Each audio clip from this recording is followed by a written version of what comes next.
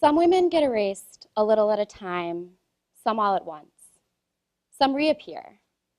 Every woman who appears struggles with the forces that would have her disappear.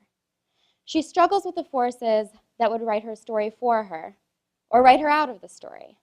The genealogy, the rights of man, the rule of law. The ability to tell your own story is already a victory, already a revolt. This excerpt by Rebecca Solnit is largely what brought me to what I'll be talking to you about today, storytelling as social change. I'm passionate about the use of oral storytelling in the feminist movement, and I'm going to be talking about some organizations already doing this work. But I believe that storytelling can be powerful through many mediums and for all people. So let's start with the definition of storytelling. It's really simple. Storytelling is someone relating to someone else something that happened. So that's something that everyone in this room already does every day. We're all uniquely positioned to use our own voices to talk about our experiences. What I want us to do is reimagine the discursive power of that storytelling. At the same time, though, I want us to think about the fact that oral storytelling is deeply rooted in many cultural traditions.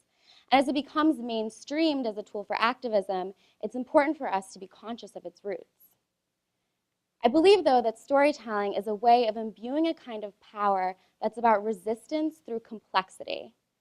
It's about opening up to each other as full, complicated people and using those spaces to create empathy and affect change. So why does oral storytelling matter so much for social change, beyond me just telling you that I feel like it does?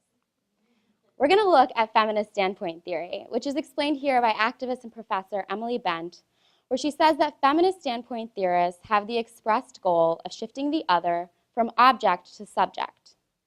Bent is writing in the context of the documentary film Girl Rising, which follows the stories of 9 girls in the global South. What's important for Bent is that the stories of the girls are not told through their individual voices, but rather through the voice of celebrity.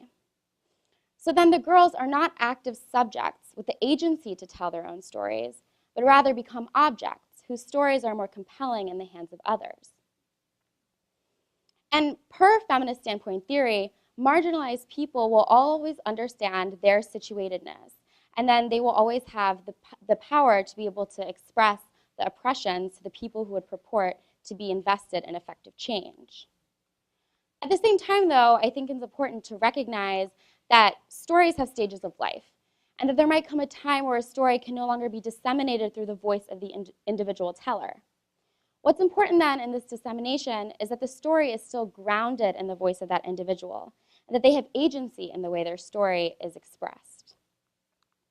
So let's think now about why oral storytelling matters so much specifically.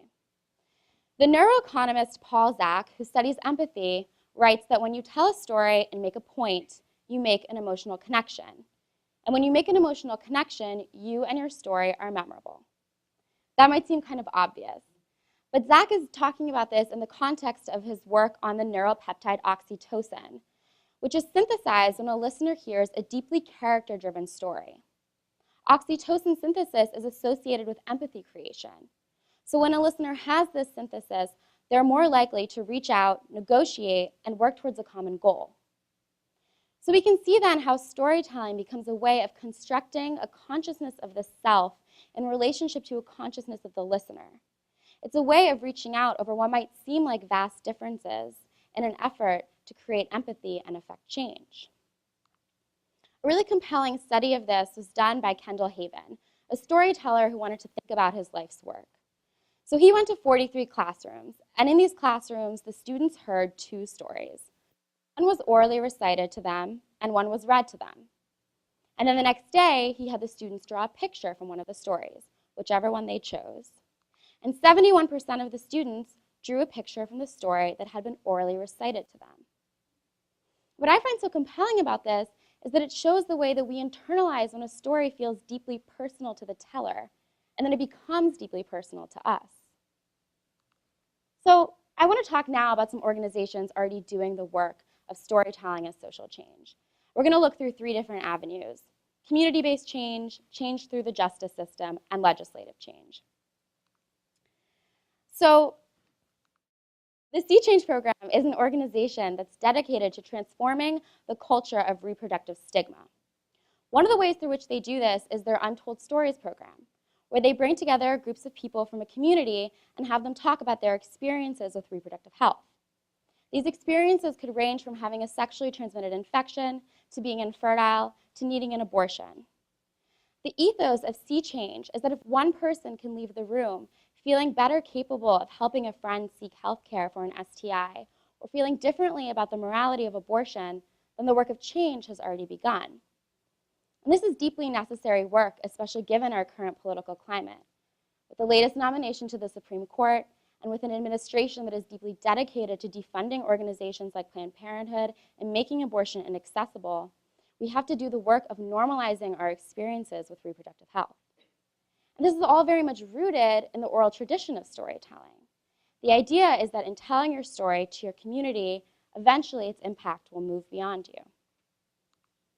So as I get into the next two organizations, I have to preface it with the fact that I work for both of them, and I feel very lucky to do so. So Raza Advising is a storytelling consulting nonprofit founded by Julie Polk and Mary Adkins, both of whom are storytellers, and Mary is also a lawyer. Raza was founded because of a law change in Florida. It used to be that juveniles could be sentenced to life in prison, and that is no longer the case. So all people who had been sentenced to life in prison as juveniles are given a resentencing. What they aren't given is a jury or oral arguments by a lawyer.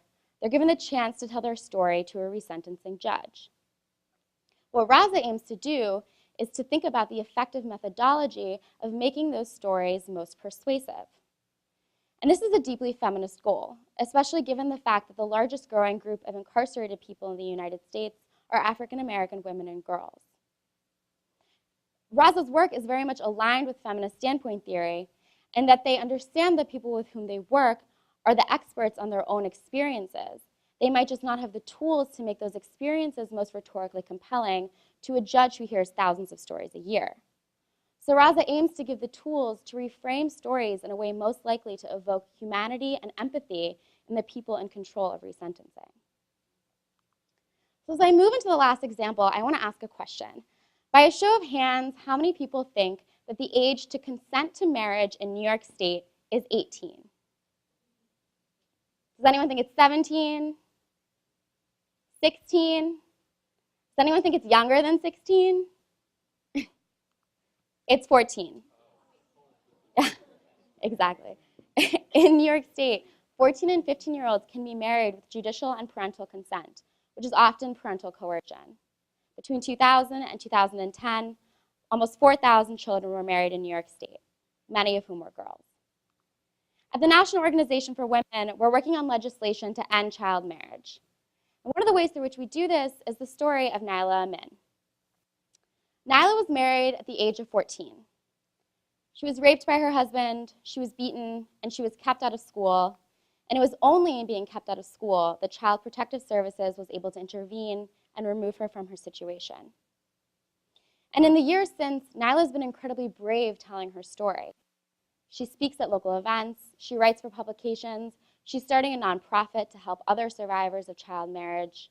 And most importantly for the work that NOW does, she talks to legislators. Now, these legislators don't always have the oxytocin synthesis. Some of them check their phones when she talks to them about being raped. But some of them do listen. And then those legislators refer back to her story when trying to compel a vote on the issue. So Nyla's story then becomes a way of grounding the work that NOW does. It provides us with perspective, and it gives the legislators with whom we work the ability to greater empathize with the immensity of the issue. And on the whole, they do empathize. The bill to end child marriage has passed the New York State Senate and is projected to pass the Assembly this session with the full support of Governor Cuomo. So I want to return us again to Rebecca Solnit.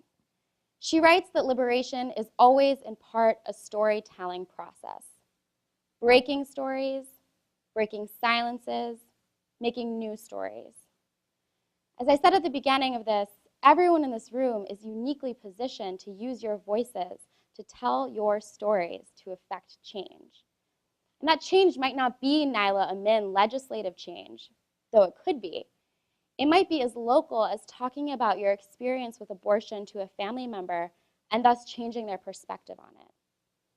What I would ask and what I think is important that we do is that we think about what stories we have that might be revolts, what stories we have that might break silences, and then that we do the work of telling those stories, even and especially when they are difficult.